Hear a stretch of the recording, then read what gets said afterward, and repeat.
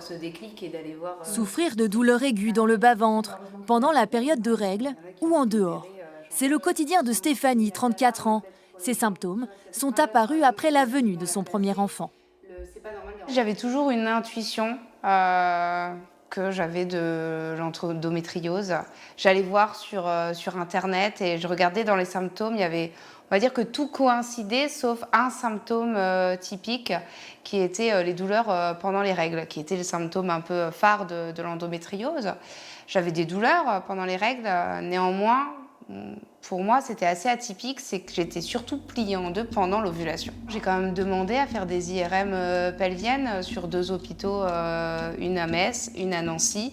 Et finalement, on m'a dit, madame, vous n'avez pas d'endométriose. Pour la jeune femme, le diagnostic était un véritable parcours du combattant. 7 à 8 années d'errance médicale avant de trouver la réponse chez un spécialiste à Paris. Son endométriose avait une forme rare. C'est lui qui m'a dit, si madame, effectivement vos souffrances sont réelles, vous avez bien de l'endométriose. Et il m'a expliqué pourquoi finalement ce n'était pas visible à l'IRM. Elle regrette le manque de formation globale sur l'ensemble du corps médical, y compris les plus anciens médecins encore en exercice. On parle de nos douleurs au médecin traitant qui nous fait une ordonnance, qui nous envoie faire un IRM. Et puis à l'IRM, on nous dit il n'y a pas d'endométriose, arrêtez de chercher. L'endométriose, ça a été quand même assez longtemps. On était convaincus que c'était un petit peu psychologique chez la femme. Et que nombre de médecins qui disent c'est normal d'avoir mal pendant les règles. Non, c'est anormal. Depuis 1 an, Stéphanie peut enfin avancer. Elle multiplie les approches pour maîtriser ses douleurs, des approches en dehors de la médecine conventionnelle.